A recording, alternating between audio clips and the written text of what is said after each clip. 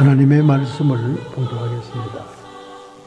하나님의 말씀은 신약성경 72페이지 마가복음 10장 32절부터 45절의 말씀, 나의 마시는 잔이라는 제목으로 말씀의 은혜를 받기 전에 먼저 기록된 계시의 말씀을 함께 봉독하겠습니다. 신약성경 72페이지입니다. 마가복음 10장 32절부터 45절의 말씀을 함께 통독으로 봉독하겠습니다. 예루살렘으로 올라가는 길에 예수께서 제자들에 앞서 가시는데 저희가 놀라고 쫓는 자들은 두려워하더라.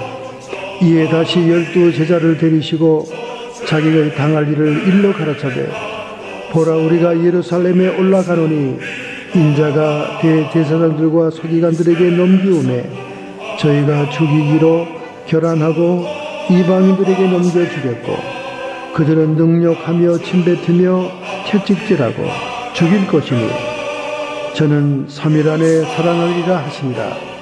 세베대의 아들 야고보와 요한이 주께 나와 여짜오되, 선생님이여, 무엇이든지 우리의 구하는 바를 우리에게 하여 주시기를 원하옵나이다. 이르시되, 너희에게 무엇을 하여 주기를 원하느냐? 여짜오되, 주의 영광 중에 우리를 하나는 주의 우편에 하나는 좌편에 앉게 하여 주옵소서. 예수께서 가라사대, 너희 구하는 것을 너희가 알지 못하는도다. 너희가 나의 마시는 잔을 마시며 나의 받는 세리를 받을 수 있느냐? 저희가 말하되 할 수 있나이다. 예수께서 이르시되, 너희가 나의 마시는 잔을 마시며 나의 받는 세례를 받으려니와 내 좌우편에 앉는 것은 나의 줄 것이 아니라 누구를 위하여 예비되었든지 그들이 얻을 것이지라. 10 제자가 듣고 야고보와 요한에게 대하여 분이 여기거늘 예수께서 불러다 이르시되, 이방인의 소위 집권자들이 저희를 임의로 주관하고 그 대인들이 저희에게 권세 부리는 줄 너희가 알거니와 너희 중에는 그렇지 아니하니 너희 중에 누구든지 크고자 하는 자는 너희를 섬기는 자가 되고 너희 중에 누구든지 으뜸이 되고자 하는 자는 모든 사람의 종이 되어야 하리라.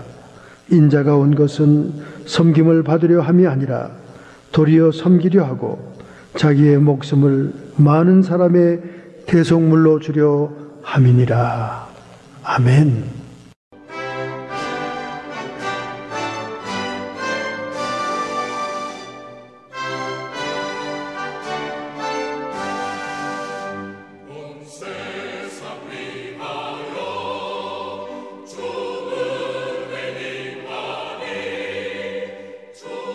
최근에 세계적으로 항공기 안에서 승무원들과 다투고 승객들끼리 싸우는 일들이 빈번해졌습니다. 심지어 우리 한국의 재벌의 딸이 땅콩 회항으로 감옥에 갈 지경이 되었습니다. 그런데 이런 모든 빌미를 준 것이 무엇이냐? 세계적인 이슈가 되고 세계적인 사건이 되면 여러 가지 연구기관이 조사하게 되는 겁니다. 최근에 바비킴이라는 가수도 비행기 안에서 소동을 폈죠. 술에 취했지만은 이렇게 비행기 안에서 신경이 예민해지고 다툼이 일어나는 이유가 뭘까 하는 것을 연구기관들이 조사해 본 결과 이 빌미를 갖다 준 것은 바로 항공사 자체다 하는 것이 발표가 됐습니다. 좌석 간의 거리를 28인치까지 줄여서 만년 적자에 허덕이는 비행사들이 프리미엄 이코노믹 좌석을 늘림으로 인해 수익성을 높이고자 좌석 사이의 거리를 줄였다는 겁니다.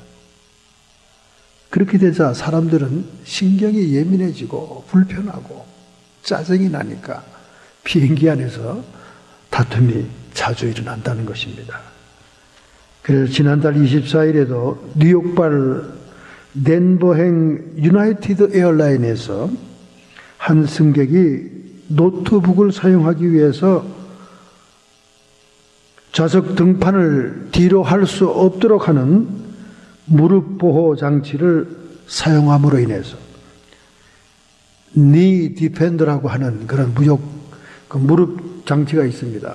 그 사용함으로 인해서 앞좌석에 있는 사람과 다투기 시작한 것입니다. 결국 이 비행기는 시카고에 불시착을 하게 됩니다. 기내의 다툼이 항공을 지연시키는 거죠. 뿐만 아니라 지난 2일에도 뉴욕발 팜비치행 델타 항공기가 앞승객이 좌석 등받이를 하자마자 뒤에 있던 승객이 고성을 지르면서 욕설을 퍼부어 팜비치에 도착하지 못하고 잭슨빌이라고 하는 중간 기착지에 비행기를 낼 수밖에 없었습니다. 이 모든 빌미가 항공사들이 좌석관에 인치를 줄였다는 겁니다. 그런데 그 조사기관에서 한 가지 특이한 사실을 발견했습니다.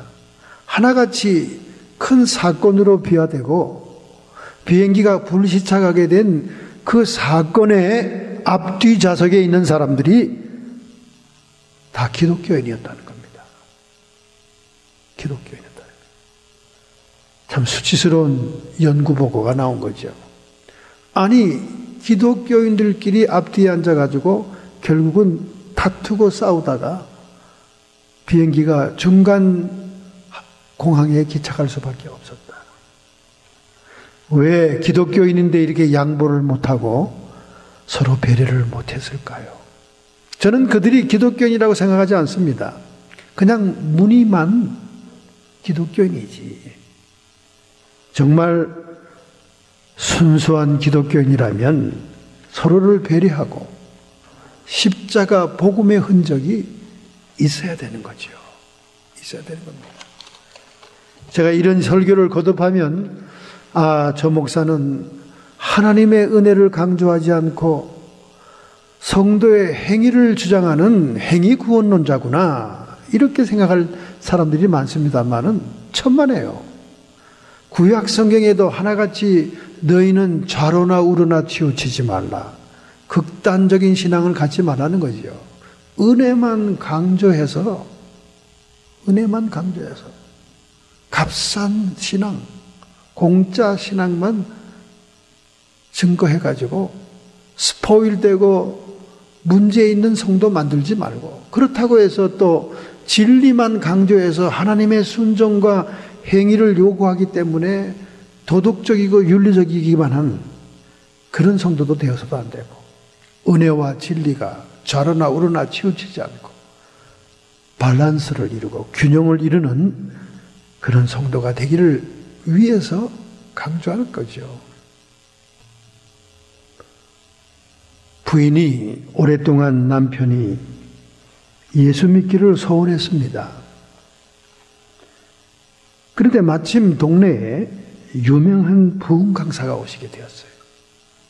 사흘 동안 밤낮으로 부흥회를 열었는데 이 부인은 남편을 이번에 반드시 예수 믿는 사람으로 만들기 결심하고 남편을 데리고 교회에 출석을 합니다. 그런데 그 부흥회는 정말 은혜의 도가니였어요.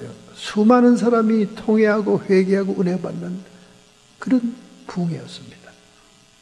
부흥회 마지막 날 부흥 강사는 한 번도 예수를 마음에 영접하지 않고 복음을 받아들이지 않은 사람들은 이 시간 강대상 앞으로 나와 결단의 시간을 가집시다 하고 초청을 합니다. 기회는 왔다. 그래서 3일 내내 열심히 경청을 하던 남편을 콱 찔릅니다. 여보, 나가시오. 나가서 결심을 보이시오. 하나님. 그리 야심차게 얘기했더니 이 남편이 싸늘한 얼굴로 자기를 쳐다보면서 나를 강요하지 말라는 거예요. 모처럼의 기회를 만난 부인은 너무나 애석했습니다. 그리고는 부흥회는 끝났고 은혜에 들떠던 사람들을 웅성거리면서 친교의 시간을 갖고 다 집으로 돌아갔습니다. 집으로 돌아온 부인이 그날 아침에 모닝커피를 먹으면서 남편에게 물었습니다. 여보, 내가 봐도 이번 부흥회는 모든 사람이 은혜를 받았어. 그리고 당신도 한 번도 가지 않겠다는 얘기 안 하고 끝까지 흥미진진하게 예배에 참석하지 않았습니까?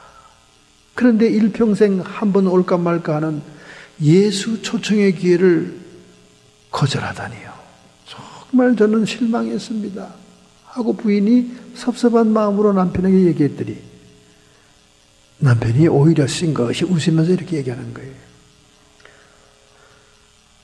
당신하고 나하고 무슨 차이가 있어?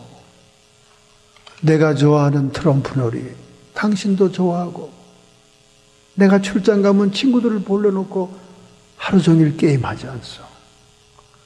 그리고 나도 가끔 저녁 때 위스키 한잔하고 술을 먹을 때 당신은 꼭 나와 함께 술을 같이 먹지 않았어. 그리고 내가 직장 상사나 직장 후배들을 까십하고 욕하면 당신도 거들면서 함께 까십하고 욕하지 않았어. 뭐 당신이 나랑 아무런 별 차이도 없는데 내가 굳이 당신이 모셨다는 예수를 모실 이유가 없지 않소. 당신하고 나하고 쌤쌤인데. 그래서 부흥 강사의 말은 참 미끈하고 좋고 은혜로웠지만은 굳이 예수를 영접한 당신이나 내가 뭐 별 차이가 없는 것 같아서 사람들 앞에 나가서 그렇게 결단하고 한 복잡한 일을 하지 않았지. 이렇게 얘기한 것입니다. 여러분, 얼마나 무늬만 성도라고 하고 교인이라고 하는 사람들이 많은 21세기입니까? 우리는 자신을 돌아봐야 돼요. 전도가 안 된다, 복음이 안 증거된다, 말세다, 자기를 돌아봐야 된다니까. 마태복음 7장 21절에 예수님께서 말씀하십니다. 주여, 주여 하는 자마다 다 천국에 들어갈 것이 아니요 오직 내 아버지의 뜻대로 행하는 자라야 들어가리라. 우리에게 은혜를 주시는 주님이십니다. 우리를 위해 피 흘리고 고난을 당하신 주님이에요. 그 주님이 말씀하신 겁니다. 주여, 주여, 주여, 주여. 입으로 떠버리고 무늬만 교인인 사람들은 천국 못 간다는 거예요. 하나님 아버지의 뜻대로 행함이 있었던 자들만 들어간다는 겁니다. 그러니까 여러분과 저나 너무 김치국부터 마시면 안 돼. 그냥 천국은 다 들어가는 걸로 생각하고 있어요. 이건 행위구원론을 얘기하는 게 아닙니다, 여러분. 예수님의 말씀이에요. 정말 오늘 본문에 보면 한심한 제자들이 나옵니다. 예수님은 심각하게 두 번째로 예루살렘에 올라가 서기관과 대제사장과 장로들에게 의해서 자기가 어떻게 고난당하다 죽을 것을 구체적으로 얘기합니다. 구체적으로. 그들은 능욕하여 침뱉으며 침도 뱉는다는 거죠. 채찍질하고 죽일 것이니 저는 3일 만에 살아나리라 하시니라. 자기의 십자가의 죽음과 부활에 대한 얘기를 아주 시리어스하게 심각하게 제자들에게 얘기하고 있는 마당에 세베대의 아들들인 야고보와 요한이 엉뚱한 제안을 합니다. 주님, 우리가 원하는 거 다 이루어 주실 거죠? 어디서 많이 본 성도 아닙니까? 그거? 어디서 많이 본 사람들 아니에요? 하나님의 교회는 십자가의 복음이 중심 주제인데 여기 지금 세베대의 아들 야고보와 요한이 제안하는 것처럼 우리가 원하는 거 다 해줄 거죠? 우리 주님이 보좌에 앉으실 때 우리 형제를 좌우편에 앉게 해 주옵소서. 제일 높은 자리에 앉게 해달라는 거야. 여러분, 예수님이 이 심각한 십자가의 고난과 죽음을 얘기하는 그 시츄에이션에 세베대의 아들 야고보와 요한이 지금 이 말을 하게 됐습니까? 철다군이 없어도 참 없는 시츄에이션입니다. 정말. 웬 시츄에이션입니까? 정말. 그런데 이게 익숙한 모습이다 그 말이야. 우리는 익숙한 모습이다 그 말이에요. 십자가의 복음과 희생을 얘기하는 교회는 교인이 다 떠나갑니다. 그리고 너희들이 원하는 것이 뭐냐? 너희들이 원하는 것을 갖기 위해서 세상에서는 이렇게 살아야 되고 이렇게 성공해야 되고 이렇게 하는 메소돌로지를 얘기하면 그냥 구름대처럼 몰려옵니다. 성경책을 흔들면서 말씀은 증거해도 성경 얘기는 한마디도 안 하고 세상에서 긍정적으로 살아가고 긍정적인 생각을 통해 받는 축복을 강조하면 6만 명, 5만 명이 모여들어요. 이 시츄에이션이 그 시츄에이션입니다, 여러분. 그 예수님이 얼마나 고상한 분입니까? 사랑이 많은 분이죠. 말 같지 않은 얘기하면 귀 샤대기를 때려야 될 텐데 뭐라고 얘기합니까? 그래, 너희들이 내가 마시는 잔을 마실 수 있겠느냐? 내가 받을 세례를 받을 수 있겠느냐? 바로 방금 정답을 얘기했던 예수님, 고난과 십자가의 죽음 너희들로 같이 할 수 있겠냐 그 말입니다. 조금 이따 주님 말합니다. 과연 너희들이 그와 같은 일을 잘 감당할 것이다. 예수님 스승을 오버하는 제자들이 없으니까 스승이 간 길을 따라 너희들도 과연 힘겹지만 따라올 것이다. 고난의 세대를 다 통과할 것이다. 그러나 보좌의 좌우편에 앉는 것은 아버지 하나님이 판단하실 것이다 그 말입니다. 할렐루야. 여러분이 그 원한다고 되는 게 아니다 그 말이죠. 그러나 긍정의 신학을 얘기하고 번영신학을 얘기하는 사람들은 뭐라 그럽니까? 열정을 다해서 열심히 추구하면 반드시 이룬다는 신념적인 복음을 얘기하지 않습니까? 가짜 복음이죠. 그러므로 첫째, 오늘 본문 39절에서 40절이 말하는 것은 하나님께 특별한 축복, 특별한 특권을 내세우기 위해서는 거기에 해당하는 대가를 치러야 된다는 거예요. 대가를 치러야 된다는 거예요. 그것이 뭡니까? 고난이라는 거예요. 고난. 하나님 나라에서 큰 자가 누굽니까? 하나님 나라에서 높은 자가 누굽니까? 이 지상에서 고난을 치러온 사람들이다 그 말이에요. 여러분, 고난이 없었다는 말은 무슨 말입니까? 진리를 위해 투쟁하고 희생이 없었다는 얘기예요. 진리를 위해서. 예수님이 고난당하지 않았어요. 예수님이 십자가를 지지 않았습니까? 그 십자가는 우리를 위한, 나를 위한 것이었잖아요. 그런데 주님이 천지를 지으시고 우주 만물을 운행하시는 하나님이신 그분이 고난당하고 희생당하셨거늘 그를 따르는 제자라는 우리 성도들이 그에 미치지 못하더라도 고난에 참여하지 못한다면 그게 어찌 종교 생활이고 그게 어찌 신앙 생활이라 할 수 있냐 그 말이죠. 그렇잖아요, 여러분. 진리를 위해 투쟁하고 진리를 순종하기 위해서 몸부림치다 보면 고난은 필수 과목인 거예요. 고난을 피해요? 고난이 없어요? 고난이 없이는, 주님의 마시는 잔이 없이는 주님께서 보좌에 앉으실 때 좌우편에 앉는 그런 특권을 누릴 수 있는 사람이 아니라는 거예요. 너희가 내가 마시는 잔을 마실 수 있느냐? 고난에 동참하게 된다는 거예요. 근데 여러분, 고난이 왜 우리에게 있습니까? 그것은 우리가 육적으로 원죄를 타고나서 끊임없이 우리 인간은 육을 추구하기 때문에 고난연단이 필요한 거예요. 로마서 8장 6절 8절, 육신의 생각은 사망이요 영의 생각은 생명과 평안이라. 육신의 생각은 하나님과 원수가 되나니. 여러분과 제가 가지고 있는 이 육신의 생각은 하나님과 원수다 그 말이에요. 원수라는 건 부딪혀 싸우게 된다 그 말이죠. 그러나 거기에 우리가 순종하려면 고난이 올 수밖에 없다는 거죠. 하나님의 법에 굴복지 아니할 뿐만 아니라 할 수도 없느니라. 육신에 있는 자들은 하나님을 기쁘시게 할 수 없느니라. 여러분과 저의 육이, 겉사람이 깨어지고 부서져야 되기 때문에 연단과 고통의 용광로와 파쇄기에 들어갈 수밖에 없는 고난은 필수라는 거예요. 근데 이 고난을 피해요? 그리고 이 고난을 안 받겠다고 그래요? 나는 고난이 없었어요? 그럼 육이 살아있는 거죠. 육이 살아있는데 어떻게 우리가 천국 백성이 돼요? 육의 생각과 하나님은 원수고 육신에 있는 자들은 하나님이 기뻐하지 않는다는데 어떻게 육을 갖고 육이 펄펄 살아있는데 천국 백성이 되냐고. 그러니까 연단과 고난이 우리에게 필수 과목으로 오는 겁니다. 근데 고난에는 두 종류가 있지 않습니까?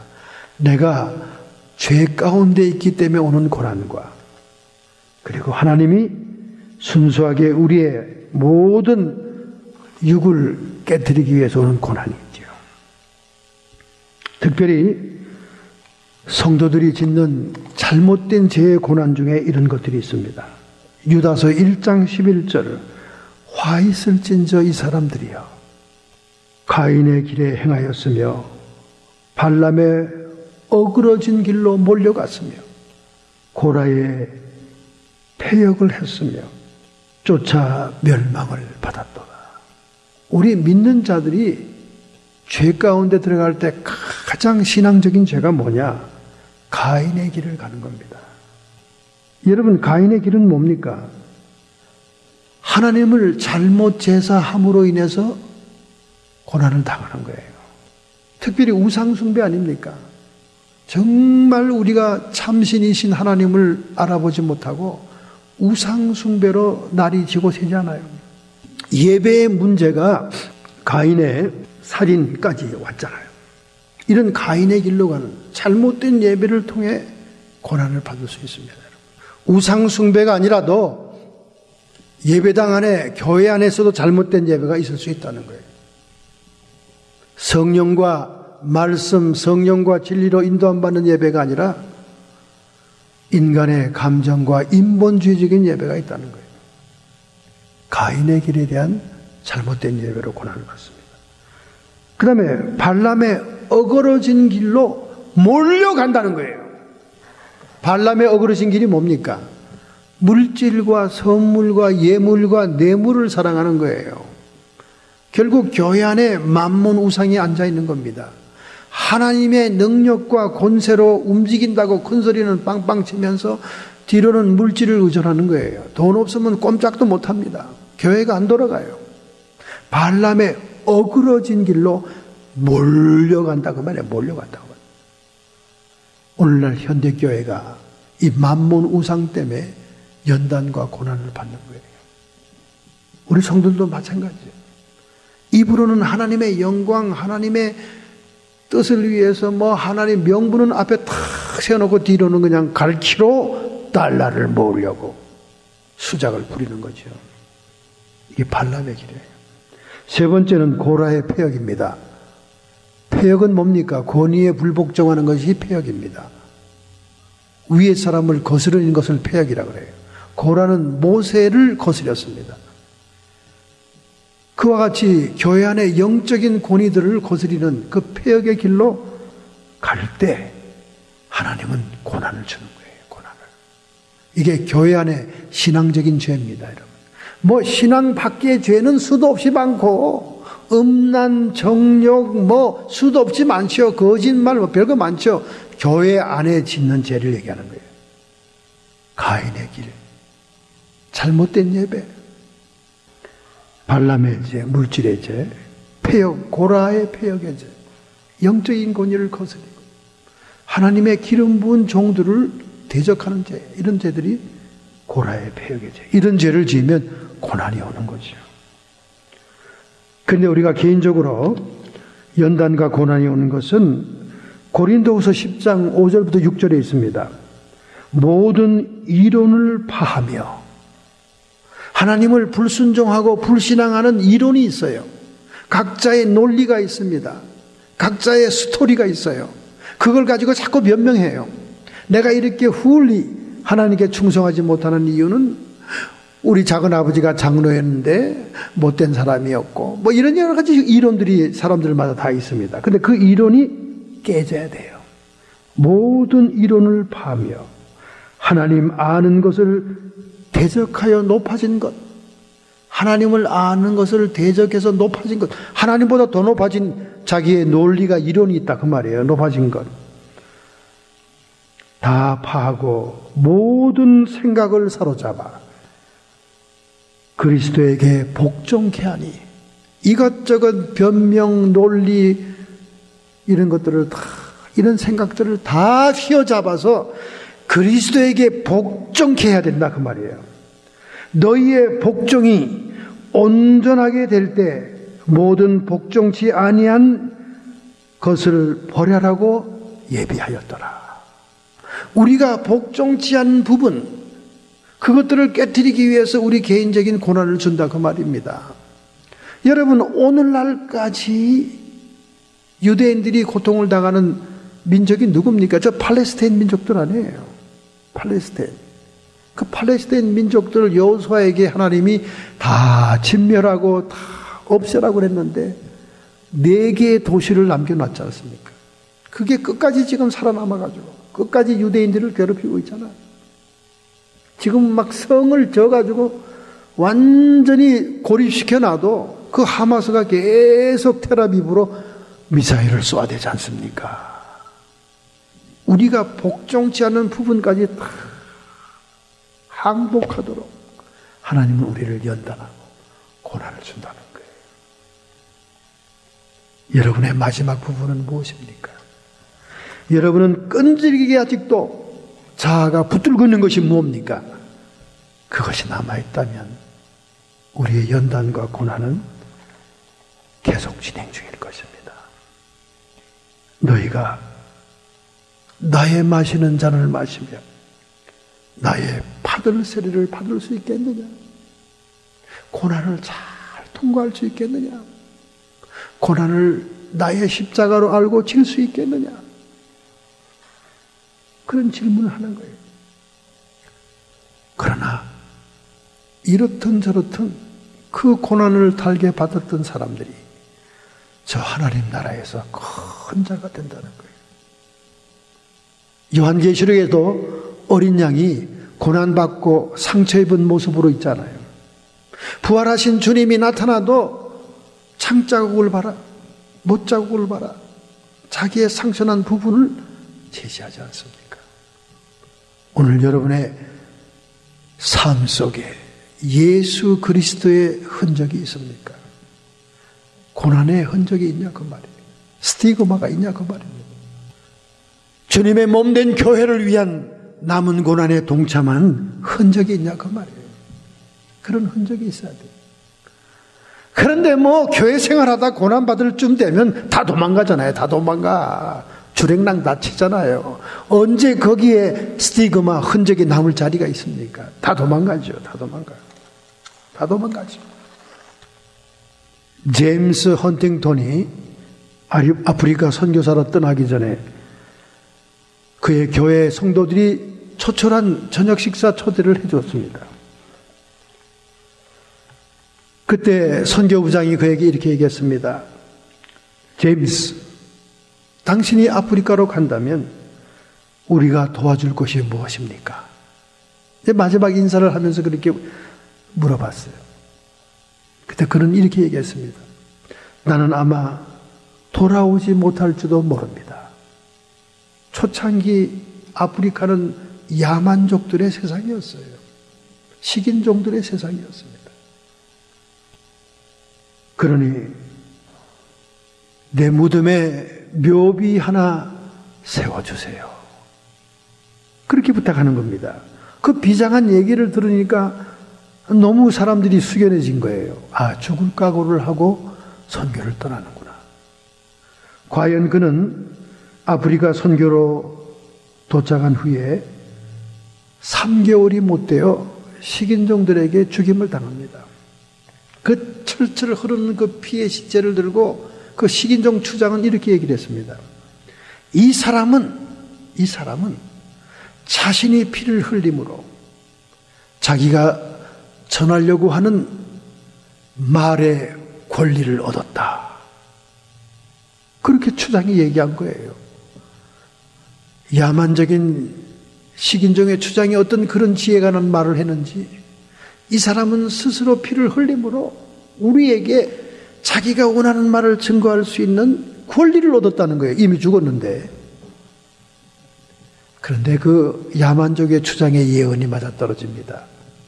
그의 아들이 또 그 아버지를 이어 그곳에 선교사로 가서 결국 아버지를 죽인 불악을 완전히 복음화하고, 주님은 그 핏값을 그들에게서 찾는 거예요. 참 저는 신학교 다니면서 가장 의문사항이 있었습니다. 여러분, 우리 한국에 선교 들어온 토마스 선교사 20대 청년이었어요. 그리고 미국의 아이브 리그를 나온 유명한 공부 잘하는 수재였습니다. 영국에서 파송되어 왔는데 대동강변에 내리자마자 죽잖아요. 저는 그거를 한국 교회사를 접하면서 도대체 하나님을 이해할 수가 없는 겁니다. 아니, 그렇게 인재로 신학까지 공부해서 양육을 해서 어떻게 제대로 한번 설교도 못하고 대동강변 모래벌에다 피를 흘리게 죽게 하냐고 말이에요. 참 가슴 아파요, 그것만 보면.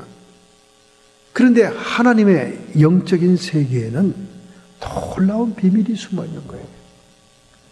이 아프리카 야몬족 식인종의 주장이 말한 것처럼 그가 피를 흘림으로 복음이 한국의 땅에 들어올 수 있는 권리를 그가 얻게 된 거죠. 할렐루야. 반드시 하나님의 역사에는 희생과 고난이 따르는 겁니다, 여러분. 여러분이 평생 신앙생활을 했는데 나는 고난이 없었다.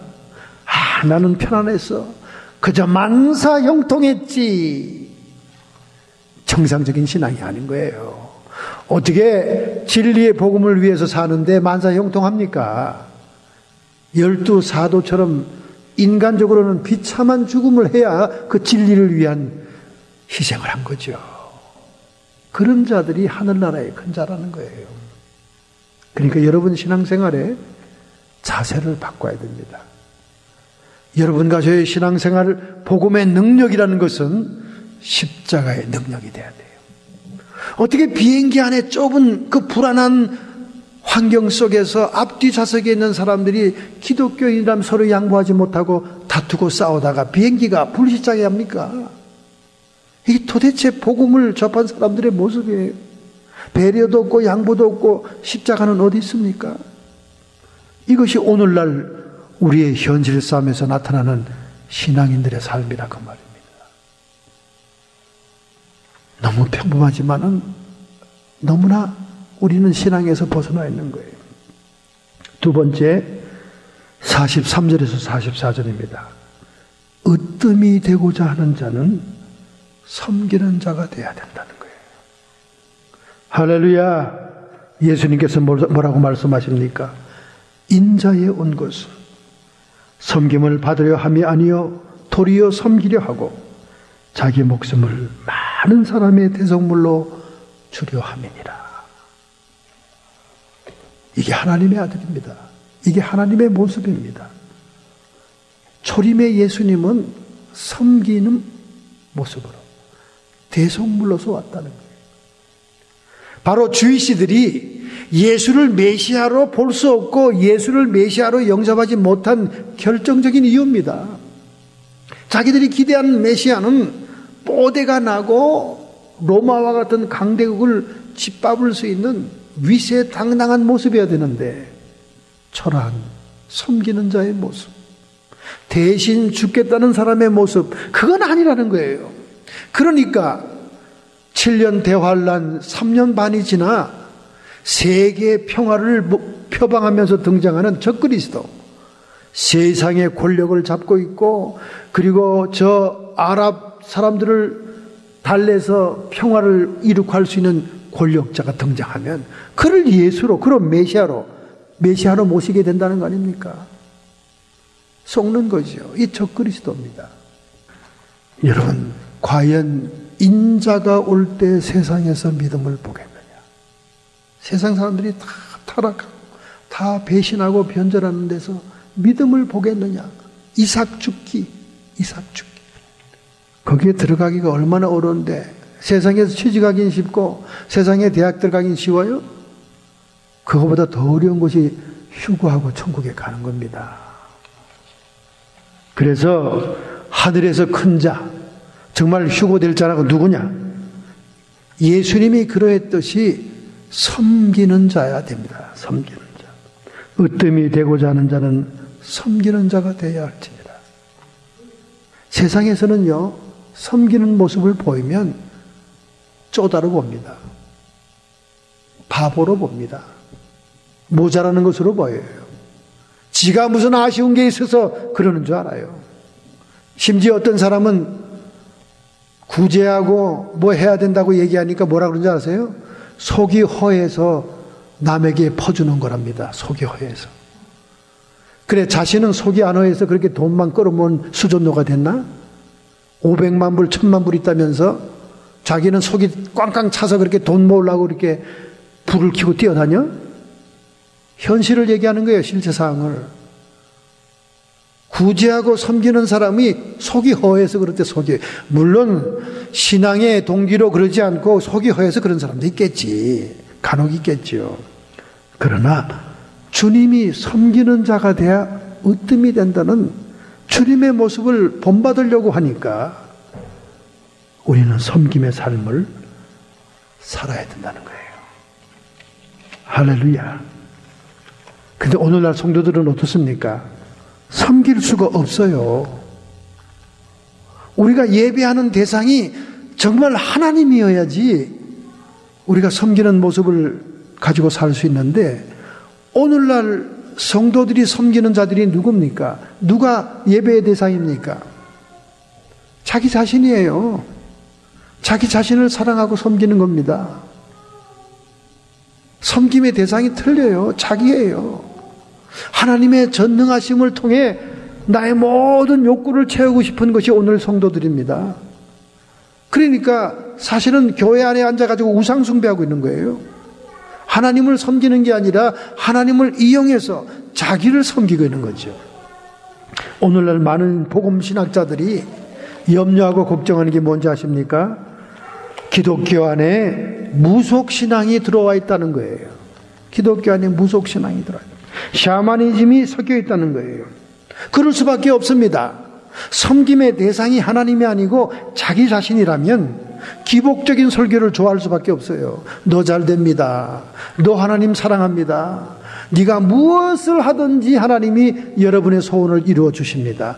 지금 본문에 나온 세베대의 아들 야고보와 요한의 얘기 아닙니까? 예수님은 십자가의 죽음의 고난을 얘기하고 있는데 자기는 우리가 원하는 걸 다 이루어줄 줄 믿습니다. 기복 설교를 좋아하죠. 그게 섬김의 대상이 자신이기 때문에 그래요. 더 이상 하나님이 아닙니다, 여러분. 우리 솔직해집시다. 까놓고 봅시다. 여러분의 예배의 대상은 여러분 자신이지 절대 하나님이 아닙니다. 그래서 교회 안에 기복적인 요소가 많이 들어와 있다는 거예요. 그러니까 여전히 막 점치고 무속적인 용어를 쓰는 것이 얼마나 흔해 빠진지 몰라요. 교회 권사 집사들이 뭐 삼재가 어떻니 하면서 엉뚱한 얘기하고요. 한국에 있는 저 용한 점쟁이에게 큰일만 나면 연락하고 전화해서 점괘 치고요. 그리고 예수의 이름 걸고 49살짜리 남편이 나타난다는 둥 뭐 날짜를 정해줘가지고 택일해가지고 사무실이 오픈된다고 이렇게 얘기하면 아주 용한 전도사라고 그래요. 신학교 안 나오고 목회의 경험이 없고 그래도 그렇게 탁탁 숫자로 찝어주면 최고 신령한 사람으로 생각합니다. 여러분이 알아야 될 것은 하나님은 숫자를 탁탁 집어서 절대 예언하지 않습니다. 그건 귀신들의 예언이에요. 왜 그런지 아세요? 하나님은 인간의 의지를 주었어요. 자유의지. 숫자를 딱딱 얘기하고 찝어주는 것은 인간의 자유의지를 박탈합니다. 인간이 스스로 선악과를 따먹을 줄 알면서도 자유의지를 허락한 주님입니다. 그런데 오늘 여러분들에게 3월 27일 날 사무실 오픈하고 49살짜리 신랑이 나타날 것이고 뭐 이런 거 가지고 막 좋아하고 열광한. 그러니까 하나님이 저에게 귀신의 초사라고 얘기한 거예요. 근데 사람들은 열광합니다. 왜들 그렇게 옛날 점치고 무속적인 그런 걸 좋아하지요? 기독교 안에 무속신앙이 들어왔기 때문에 그래요. 연초에 성구영신 예배날 성경 구절 뽑는 거, 이거 다 무속적인 요소예요. 옳은 게 아닙니다. 그리고 특세, 여러분 특세 알죠? 특별 새벽기도, 특세, 이런 것들 다 무속적인 요소예요. 대학 입학을 위한 기도회, 이런 것들. 여러분, 기독교 안에 많은 무속신앙이 들어와 자리 잡은 것은 더 이상 사랑의 대상이, 예배의 대상이 하나님이 아니고 자기 자신이 되어 있기 때문에 그래요. 하나님을 섬기는 것이 아니고 자기를 섬기는 것이기 때문에 그래요. 마나 리서치에서 미국 사람 조사해 보니까 미국 사람들은 교회가 그래도 53%가 대답하기를 사회에 공헌하고 있다, 사회를 섬기고 있다, 이렇게 그 인식이 돼 있어요. 제가 미국에 와보니까 정말 미국 교회들은 섬김이 굉장합니다. 약자를 섬기고 고아원, 양로원, 불우한 사람들을 섬김이 대단해요. 한국의 기독교 윤리실천위원회가 한국 사람들을 대상해서 조사해 보니까 한국 교회가 사회를 섬기냐, 개신교회가 35.7%입니다. 가톨릭과 불교도 거기에 따라 나오죠. 그렇지만은 신뢰도에 있어서는 불교보다 가톨릭보다 못한 개신교회는 21.3%입니다. 사회 공헌은 다른 타종교보다 많이 하고 있지만은 믿을 수 없는 집단이다 그 말이죠. 그러니 여러분, 우리가 예수님의 말씀처럼 더 섬김의 열정을 가져야 됩니다. 교회가 크면 클수록, 역량이 있으면 있을수록 자기들의 자원을 가지고 더 많이 섬겨야 되는데,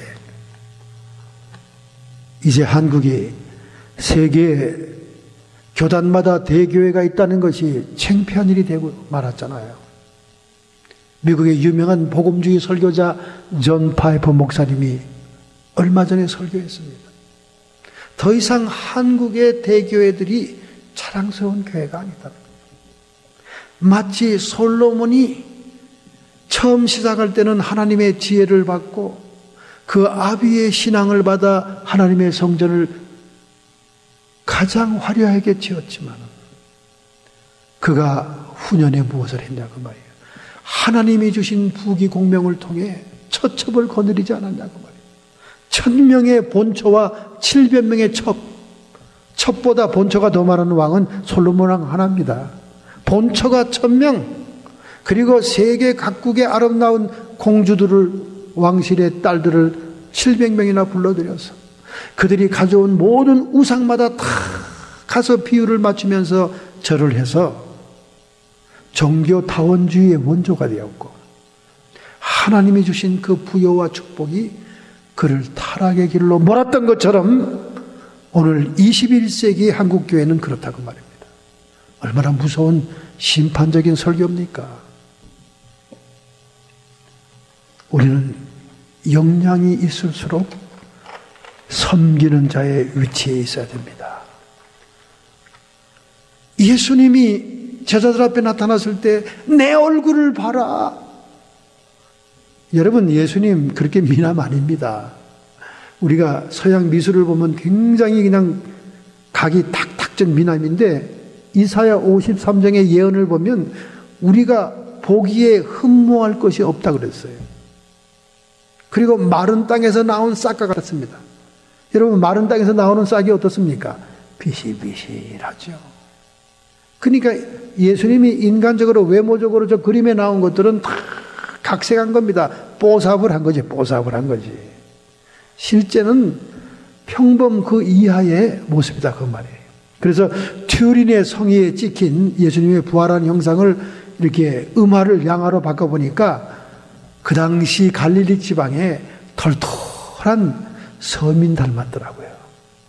아주 그냥 이웃집 아저씨 같은 그런 분이에요. 이렇게 자기 외모에 자신이 없어서 예수님이 부활해서 다락방에 나타났을 때 내 얼굴을 보라 이렇게 말하지 않고 내 손을 보라 이렇게 얘기한 것은 섬김의 모습을 얘기하는 것입니다. 할렐루야. 예수님의 사랑의 손, 따뜻한 손으로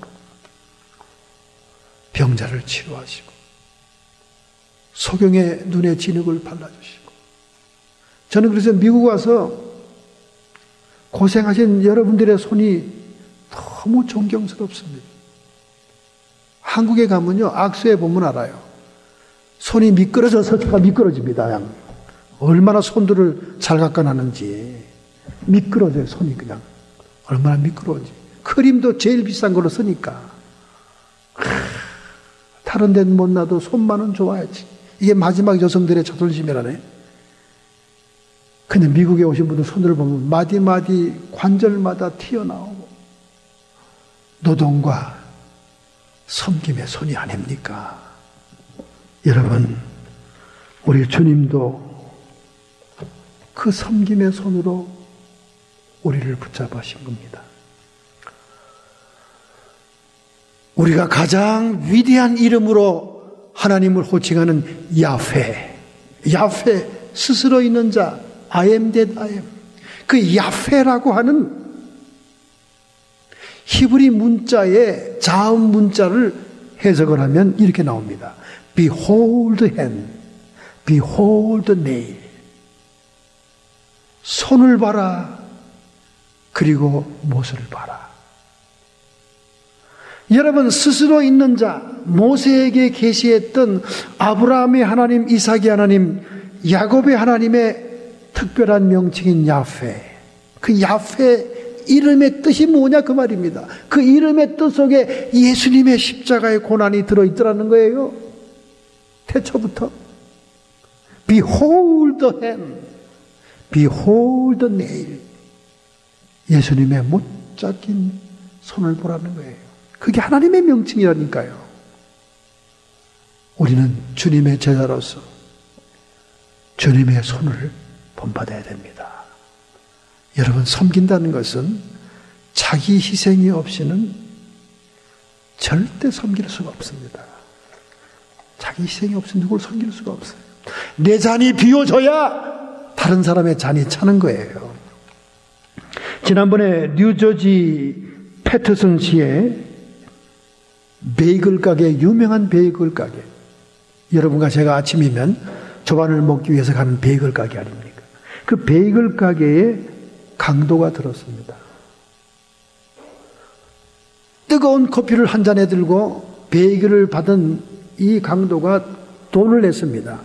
그러니까 주인은 딸랑하고는 개수대 문을 열고는 막 거스름 돈을 주려고 세고 있는데 이 뜨거운 커피를 얼굴에 확 부어버렸습니다.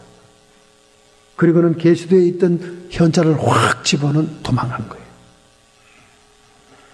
경찰관 도널드 험프리는 말하기를, 우리가 즐겨 먹는 커피도 사람을 위협하는 무기가 될 수 있고, 그리고 사람의 손이라는 것은 사람을 죽일 수도 있고 사람을 살릴 수도 있는 것이다.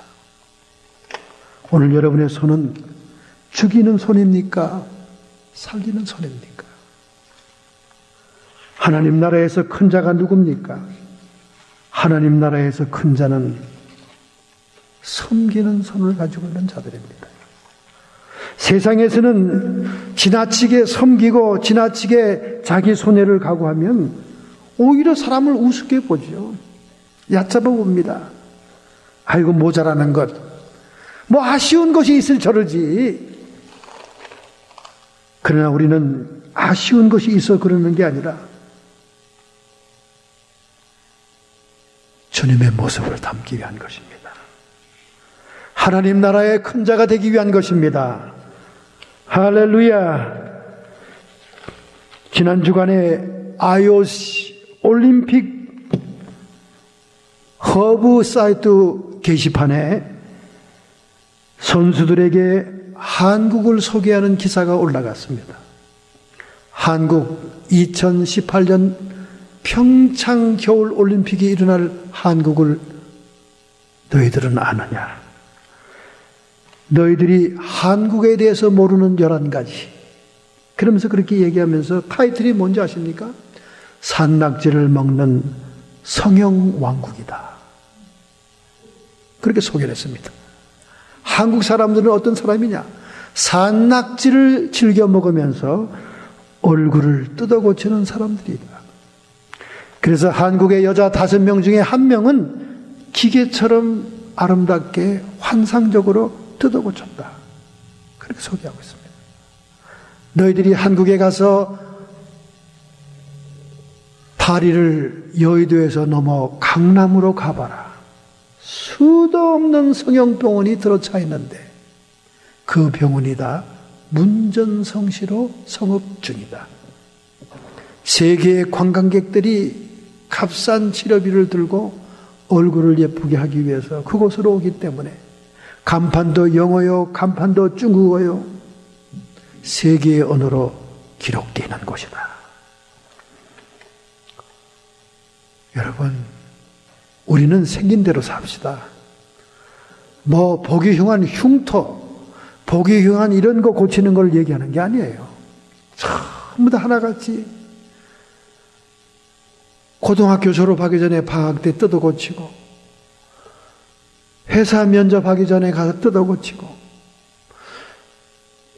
좀 잘 사는 동네 교회 식당에서 모여서 얘기하는 화제거리는 압구정동 누구 의사가 제일 용하고 잘한대. 성형 정보를 알려주는 것이 오늘날 교회의 화제거리랍니다. 그러니 교회는 왜 나가? 십자가의 복음은 어디 있어? 세상 사람이나 교회 사람이나 뜯어고치긴 매한가지인데 이거 왜 그렇습니까? 자기가 우상이고 자기를 섬기고 자기의 사랑에 집착하니까 자기를 어떻게 해서라도 고치려고 애를 쓰는 거예요. 왜 자꾸 목사님은 건드려요? 건들기를. 5명 중에 1명이면 성형한 사람이 떼거리로 많은데 안 건들 수가 없는 게요. 마약 중독만 중독이 아닙니다. 도박 중독만 중독이 아니에요. 이제는 성형 중독이 병명에 올라가 있기 때문에 그래요. 그러니 십자가의 복음을 증거하는 여러분과 저라도 좀 자제하자는 거죠. 자제하자는 겁니다. 우리는 주님의 모습처럼 섬김의 모습으로 살아갈 때 내 모습 그대로 있는 그대로 하나님 나라의 큰 자가 되기 위해서, 으뜸이 되기 위해서 섬기는 자로 이 땅에서 살아야 돼요. D.L. 무디 목사님이 붕괴를 위해서 큰 도시를 향해 마차를 타고 가고 있었습니다. 그런데 어떤 지역의 동구밭에서 진흙탕에 마차가 탁 처박힌 거예요. 아이고 주님, 지금 시간이 촉박한데 어쩌라고 여기서 이렇게 박혔습니까? 아무리 마부가 내려서 애를 쓰고 끙끙거려도 마차가 나오질 않는 거예요. 그래서 할 수 없이 동네로 들어갑니다. 도움을 구하러 가는 거죠. 근데 웬일입니까? 거기는 교회가 2개가 있습니다. 본래는 1개 교회였는데 서로 지지고 볶고 싸우다가 교회가 2개가 된 거예요. 우리 한국 사람들도 교회가 지지고 볶으면 2교회가 더 잘 됩니다. 서로 싸우고 경쟁하느라고 더 이쁘게 지어야지, 더 많이 돈 들여서 지어야지, 막 예배당도 번듯해요. 그 덕분에 목사들도 살만 납니다. 우리 목사님 더 봉급 많이 줘야지. 그래가지고 막 서로 봉급도 경쟁해. 경매처럼 봉급이 올라가. 보너스가 막 그냥 올라가기 시작해. 그게 얼마나 좋아. 외양 보기에는 좋지만 내부는 썩지 않습니까? 서로 싸우고 미웃고 측량하니까 한 동네에서. 그런데 이 2교회 교인들이 다 D.L. 무디 목사, D.L. 무디를 알아본 거예요. 아이고 선생님, 이게 어쩐 일입니까? 우리가 신문지상에서 보고 소문만 듣던 분이 어쩜 이렇게 걸어 들어오십니까? 하고 막 붙들고 늘어지는 거예요. 부흥해달라고. 큰일 났습니다. 나는 지금 마차만 빼면 저 큰 도시로 부흥해 가야 되는데 이게 무슨 일입니까? 그러니까 아니라는 거예요. 싸움 잘하는 사람들은요, 욕심도 대단한 사람들이에요. DL 무대에 양쪽 다리를 붙들고 서로 안 놓아주는 거예요. 부흥해달라고. 양쪽 교회를 다 부흥해달라는 거예요. 그래서 할 수 없이 마차를 마부에게 다 동네 청년들을 위해서 빼게 한 다음에 전보를 해서 그 부흥의 연기 통지를 보냅니다. 내가 이 동네 하나님의 뜻이 있는 것 같으니 여기서 일단 부흥회를 마치고 그 다음에 가겠다고 전보를 보내고는 그 동네에 머물면서 양쪽 교회를 다 일주일씩 부흥회를 한 거예요. 할렐루야.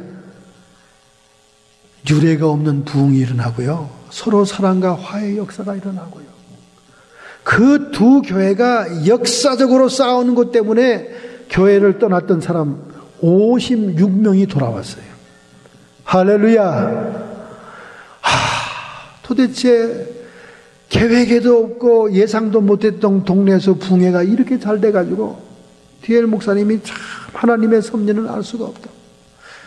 내 마차가 개골창에 빠지게 하더니 이게 웬일입니까 하고 막 보람을 느끼고 이제 그 마을을 떠나려고 하는 찰나에 두 교회 목사님이 동시에 신방을 부탁한 사람이 있었습니다. 우리 동네에는 핸디캡이 있는데 불치의 불구자입니다. 나이도 젊은 처자인데 목사님 떠나기 전에 그 믿음 좋은 그 아이를 위해서 좀 방문해 주시겠냐고. 그래야지. 그래서 가봤더니 막 들어가는 냄새가 나는 거예요. 누워있는 지가 수십 년이 되니까. 그런데 그 아이가 막 바로 떨면서 그냥 너무나 기뻐하는 거예요. 알잖아요. 신앙 좋은 사람들은 목사님을 다 알잖아요. 디엘 무디 선생님을 다 알잖아요. 그랬더니 디엘 무디 선생님이 간절히 기도해주고 축복을 빌어줍니다. 그런데 그 아이가 누워있는 그 침구 밑에 기도 제목 종이 조각이 있어요. 그거를 꺼내 보였습니다. 거기에는 56명의 명단이 있었어요. 그 동네에서 싸움 방치하고 그 동네에서 문제가 있어서 다 신앙을 떠나가 버린 그 주민들의 이름이 기록되어 있는 거예요. 저는 평생 자리에서 일어나지 못했습니다. 저는 교회 예배도 출석할 수 없었습니다. 그러나 하나님께 내가 할 수 있는 일이 뭐냐고 물어봤을 때 주님께서는 믿다가 낙심한 잃어버린 양들을 위해 기도하라고 해서 제가 비록 누워있지만은 이들을 위해 오랫동안 기도해왔습니다. 그랬더니 그 기도가 디엘 무디의 마차를 진흙탕에 빠뜨리게 하고 그리고 예정에도 없던 두 주간의 부흥회를 통해 다시 그들이 하나님께 돌아오게 했군요. 할렐루야.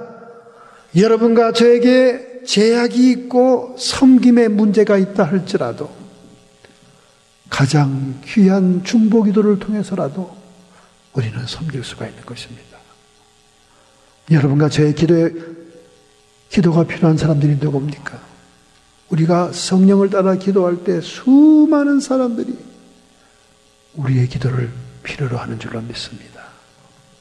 오늘 우리들은 어떠한 제목이든지 어떠한 모양이든지 내가 처한 현실 속에서 주 예수의 이름으로 섬김의 삶을 살아야 될 줄로 믿습니다. 할렐루야. 새롭게 여러분이 고난을 감내하면서 주님의 이름으로 섬기고자 할 때, 결심할 때 우리 하나님은 여러분에게 감당할 수 있는 능력도 부어주실 줄로 믿습니다. 결단하고 결심하는 마음으로 여러분의 가슴에 손을 얹고 여러분의 육체의 아픈 부분에 손을 얹을 때 주님의 사랑의 손길, 섬김의 손길, 능력의 타춤이 이루어질 줄로 믿습니다. 전능자의 손길이 우리와 함께하고 있고 야훼 Behold the hand, behold the nail. 손을 보라. 못을 보라고 말씀한 야훼의 이름처럼 주님의 피 흘리신 고난과 섬김의 손을 우리가 바라보오니 이 시간 주님의 손으로 치료하여 주시옵소서. 성도의 육체의 모든 질병들은 그 뿌리채 뽑혀 고통과 함께 떠나갈지어다. 우리의 마음속에 우리의 섬김의 대상은 오직 하나님이시 성부와 성자와 성령의 삼위이신 줄로 믿사오니 더 이상 원죄의 핵심인 나를 사랑하고 나를 집착하며 나를 섬기기 위해 기복적인 신앙을 청산하고 십자가의 복음을 회복하게 해 주옵소서. 십자가가 멸망하는 자에게는 미련한 것이나 구원을 얻는 우리에게는 하나님의 능력이라 말씀했사오니 그 능력으로 명하노라. 우리의 앞길을 가로막고 우리의 주변을 혼란케 하는 모든 사탄 귀신의 세력들 예수 그리스도의 이름 권세로 쫓김을 받을지어다. 떠나가고 물러갈지어다. 야훼 니스의 승리가 우리의 앞길을 인도하실 줄로 믿습니다. 오직 하나님께서만이 영광을 받으시는 우리의 삶이 되게 해주셔서 은혜와 진리가 병전하는 좌우로 치우치지 않은 하나님 믿음 되게 주시옵소서. 예수님의 이름으로 감사하며 축복하며 기도하옵나이다.